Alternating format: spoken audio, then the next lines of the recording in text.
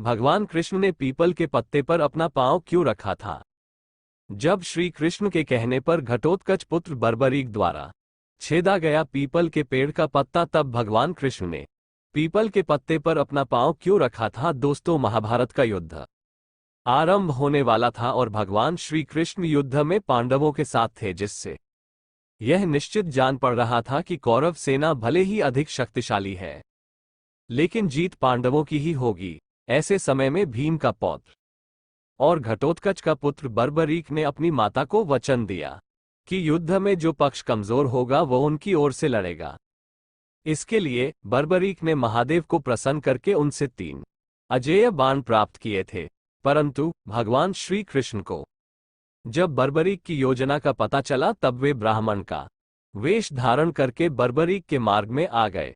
श्री कृष्ण ने बर्बरीक को उत्तेजित करने हेतु उसका मजाक उड़ाया कि वो 3 बाण से भला क्या युद्ध लड़ेगा।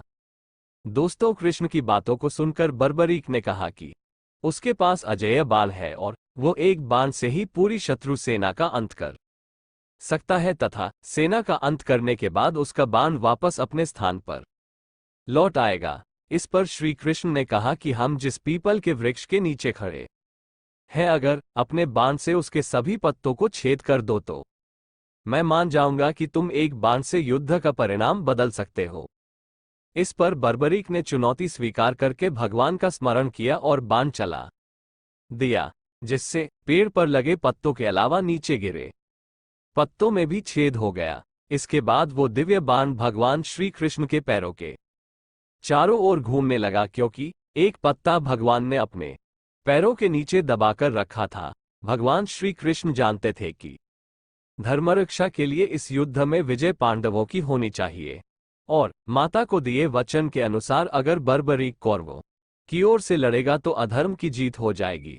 इसलिए इस अनिष्ट को रोकने के लिए ब्राह्मण वेशधारी श्री कृष्ण ने बर्बरीक से दान की इच्छा प्रकट की। जब बर्बरीक ने दान देने का वचन दिया, तब श्री कृष्ण ने बर्बरीक से उसका सिर मांग लिया, जिससे बर्बरीक समझ गया कि ऐसा दान मांगने वाला ब्राह्मण नहीं हो सकता है।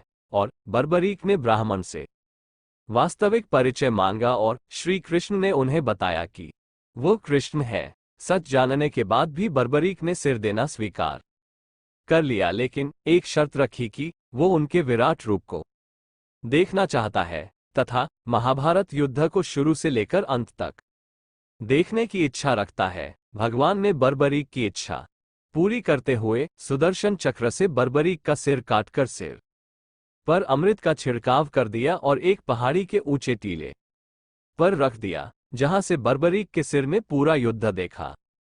और ये सारी घटना आधुनिक वीर बर्ब्रान नामक जगह पर हुई थी, जो हरियाणा के हिसार जिले में है। अब ये जाहिर सी बात है कि इस जगह का नाम वीर बर्ब्रान वीर बर्बरीक के नाम पर ही पड़ा है।